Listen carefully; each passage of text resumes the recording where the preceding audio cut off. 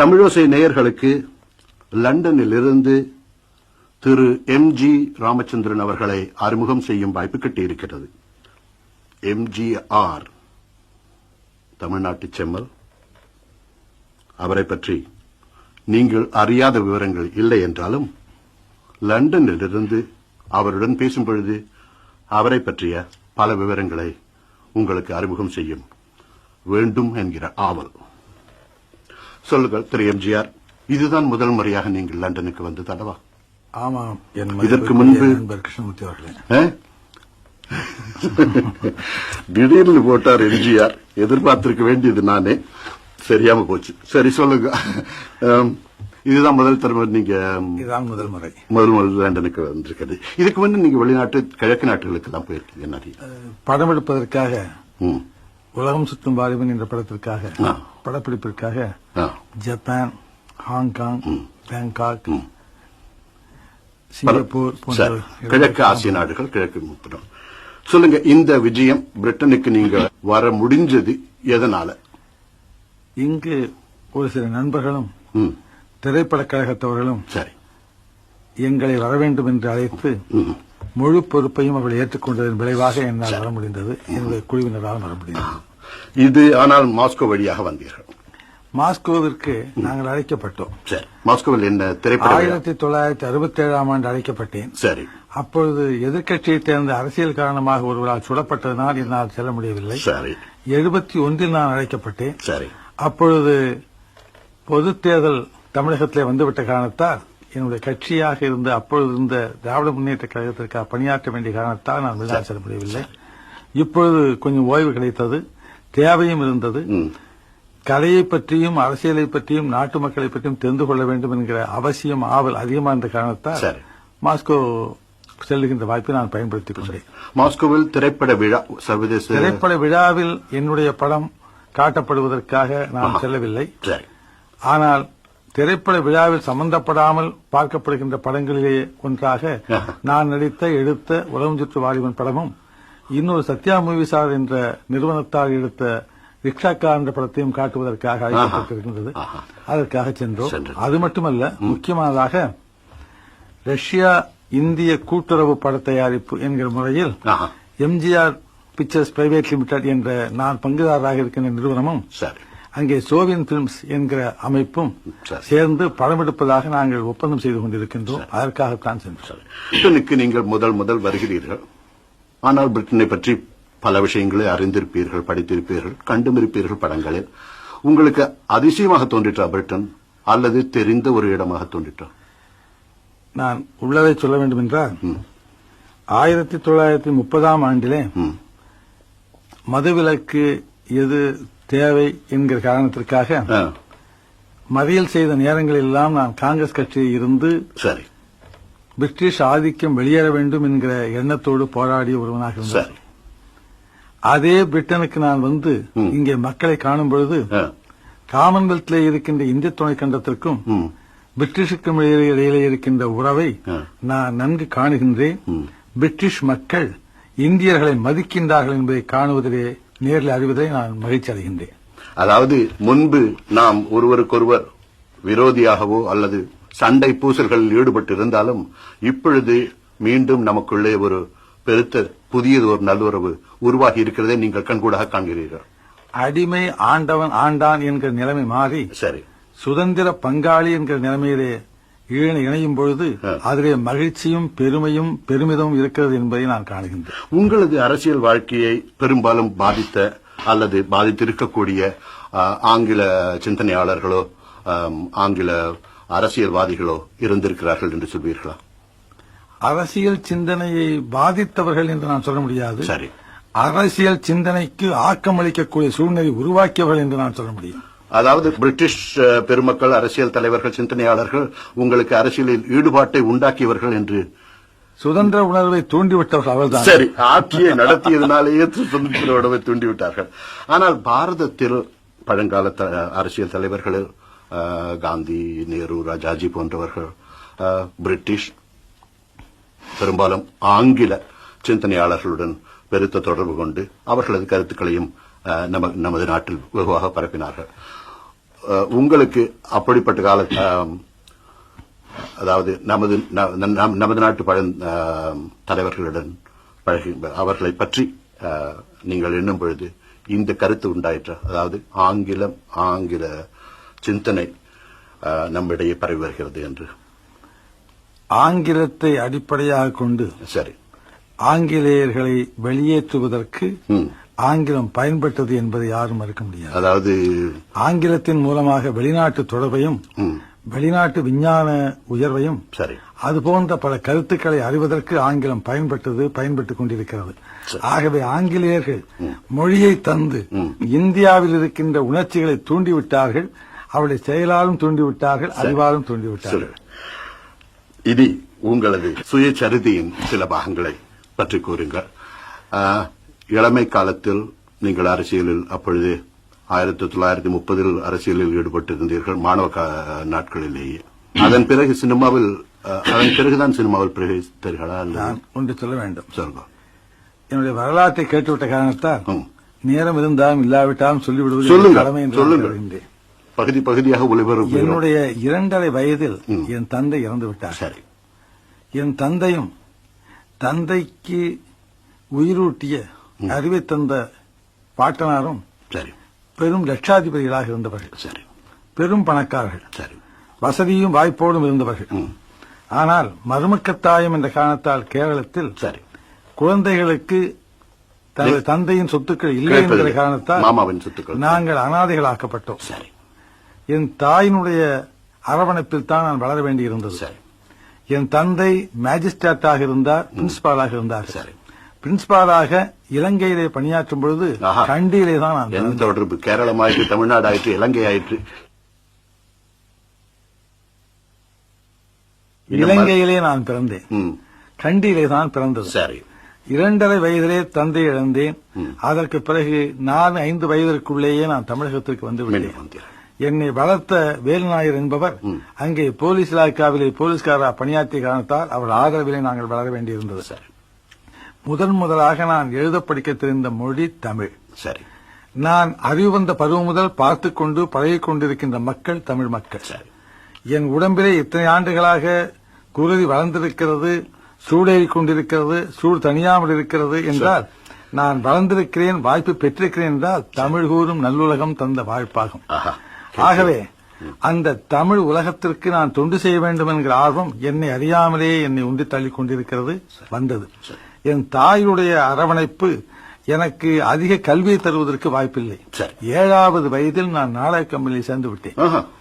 7 வயது இந்த நாடகத்திலே நடித்து 34வது ஆண்டு 35வது ஆண்டில் சினிமா படங்களிலே நடிப்பதற்கு நான் கலந்து கொள்ள வேண்டிய அவசியத்தில் ஈடுபட்டேன். அதற்கு பிறகு நான் தொடர்பு கொண்டிருக்கின்றேன். 1930ஆம் ஆண்டிலேயே 29-28 இருந்தே நான் வந்து காங்கிரஸ் கட்சியில் அங்கத்தினராக இல்லாவிட்டாலும் அதனுடைய ஊழியனாக இருந்தேன். 33-34 எல்லாம் நான் அங்கத்தினராக பதிவு செய்து கொண்டு விட்டவன். அதற்கு பிறகு சில நாட்கள் இருந்து எனக்கு அங்கே செயல்பட்ட முறைகளிலே சில குறைபாடுகள் கண்டதாக நான் எண்ணியதால் அந்த விருப்பு வெறுப்பற்ற நிலைமையை நான் வளர வேண்டும் என்கிற காரணத்தால் நான் விலகி அஞ்ஞாதவாசம் என்று சொல்வார்களே அதுபோல் அரசியல் தொடர்பு இல்லாமல் இருந்து கொண்டிருந்தேன். ஒரு 4-5 ஆண்டு அரசியலில் இருந்து ஈடுபாடு இல்லாமல். ஆனால் நான் கதர் கட்டுகின்ற காங்கிரஸ்காரனாக இருந்தேன். நான் ஒரு தேசியவாதியாக எப்போதுமே இருந்து கொண்டிருப்பவன். சரி. அது மட்டுமல்ல, மகாத்மாவின் கொள்கையிலே பிடிப்பும் நம்பிக்கையும் கொண்டவன். சரி. அவைகளெல்லாம் ஒருங்கு சேர நான் தமிழகத்திலே கண்ட ஒரே ஒரு தலைவர் மாபெரும் அறிஞர் அமரர் அண்ணா அவர்கள் தவிர யாரும் இல்லை என்பதை அறிந்து அவருடைய புத்தகங்களை படித்துவிட்டு அவருடைய நியாயமான கோரிக்கைகள் தான் தமிழகத்திற்கும் இந்திய துணைக்கண்டத்திற்கும் பயனுள்ளதாக இருக்கும் என்ற காரணத்தால் நான் திராவிட முன்னேற்ற கழகத்திலே சேர்ந்தேன். அண்மையில் 1972ஆம் ஆண்டு அக்டோபர் 10ஆம் தேதி அன்று குற்றமற்ற நான் வெளியேற்றப்பட்டேன். வெளியேற்றப்பட்ட பிறகு தொண்டர்களுடைய மக்களுடைய விருப்பப்படி அண்ணா திராவிட முன்னேற்ற கழகம் என்ற அமைப்பை நான் உருவாக்கினேன். இப்பொழுது அதிலே முதற் தொண்டனாக நான் இருக்கிறேன் என்று அவர் சொல்லுகின்றார்கள். நான் நிறைய பணியாற்றிக் கொண்டிருக்கிறேன். மிக்க நன்றி. உங்களது வாழ்க்கை சரிதத்தை இவ்வளவு சுருக்கமாகவும் இவ்வளவு பல விஷயங்களை கொண்டும் உங்களால் ஒரு 5 நிமிஷத்தில் கூறிவிட்டீர்கள். ஆனால் ஒன்று நான் கூற விரும்புகிறேன். நடிப்பிலும் நடிக்காமல் இருப்பதிலும் வெற்றி கண்டவர் நீங்கள். நடிப்பிலும் நடிக்காமல் இருப்பதிலும், அதாவது வாழ்க்கையில் நடிக்காமல் இருந்து தொழிலில் நடித்து வெற்றி கண்டவர்கள் நீங்கள். சொல்லுங்கள், உங்களது சினிமா துறையில் இப்பொழுது தமிழ்நாட்டில் ஒரு தமிழ் மொழிக்கும் தமிழ் மொழி வளர்ச்சிக்கும் ஒரு பெரிய தூண்டுதலை அளித்துள்ளது அல்லவா சினிமா துறை இப்பொழுது? நிச்சயமாக. அதாவது இப்பொழுது நாம் கையாளும் தமிழ் முற்றிலும் முந்திய தமிழை விட அதிக சக்தி வாய்ந்ததாக இருக்கிறது. இந்த மொழி வளர்ச்சியுடன் கல்வி வளர்ச்சிக்கும் சினிமா பயன்படும் என்ற கருத்து வெளிநாடுகளில் பரவலாகவும் உள்ளது, நம் நாட்டிலும் உள்ளது. இந்த துறையில் கல்வி பெருக்கத்திற்காக சினிமா எவ்விதத்தில் பயன்படலாம் என்று உங்களுக்கு தோன்றுகிறது? கல்வி என்பது விஞ்ஞானத்தை பற்றி தனியாக சொல்லிக் கொடுப்பதோ, பொருளாதாரத்தை பற்றியோ, வரலாற்றை பற்றியோ இவ்வாறு தனித்தனியாக பிரித்து சொல்லிக் கொடுக்கின்ற அமைப்புகளை கொண்டது பள்ளிக்கூடம், கல்வி நிலையம், கல்லூரிகள். சரி. ஆனால் சினிமா தொழில் என்பது, சினிமா என்பது கல்வி என்ற தத்துவத்தை அடிப்படையாக கொண்டு மனித பண்பை சொல்லிக் கொடுக்க பெரும் வாய்ப்பு படைத்த ஒன்றாகும். அந்த சாதனத்தை ஒவ்வொரு பண்பை பற்றி, ஒரு நாட்டினுடைய கலாச்சாரத்தை பற்றி சொல்லுவது என்றால் அந்தந்த கலாச்சாரத்தை பயன்படுத்தி சொல்லித்தீர வேண்டும். தமிழகத்தை பொறுத்தவரையில் இப்போது சோதனைக்குள்ளாக்கப்பட்டிருக்கிற நேரம் என்று சொல்லுவேன். சினிமா துறையை பொறுத்தவரை வெளிநாட்டு படங்கள் மக்களுடைய ஆசையை வேறு வகையிலே ஈர்த்து செல்லுகின்ற நேரத்தில் கலைப்பண்பு, கலாச்சாரம், தமிழ் பண்பு கெட்டுவிடாமல், அழிந்துவிடாமல் காப்பாற்றி அதை தொழிலின் மூலமாக, கலையின் மூலமாக சொல்ல வேண்டும் என்று விரும்புகின்ற பல தயாரிப்பாளர்கள் வருமானத்தை இழக்க வேண்டிய சூழ்நிலை ஏற்பட்டு விடுகிறது. ஆகவே இசையை காப்பாற்றி தீர வேண்டும், தமிழ் இசையை, கர்நாடக இசையை. அதே நேரத்தில் மொழியை ஒழுங்கு பெற சொல்லியாக வேண்டும். கேவலமான கருத்துக்களை கொண்ட இடைச்செருகள் என்று சொல்லக்கூடிய அமைப்பிலே சொல்லி இரட்டை கருத்துக்கள் வரக்கூடிய ஸ்லேடை ஆபாச கருத்துக்களை ஸ்லேடையாக சொல்லுகின்ற முறையை கையாள வேண்டிய அவசியத்திற்கு தள்ளப்படுகின்றார்கள். இவைகளிலிருந்து போராடி வெற்றி பெறுவது என்பது எளிதல்ல. அந்த சோதனையிலே தயாரிப்பாளர்களும் கலைஞர்களும் அங்கு ஈடுபட்டுக் கொண்டிருக்கின்றார்கள். கலைநுணுக்க திறமையாளர்களும் அதில் ஈடுபடுகின்றார்கள்.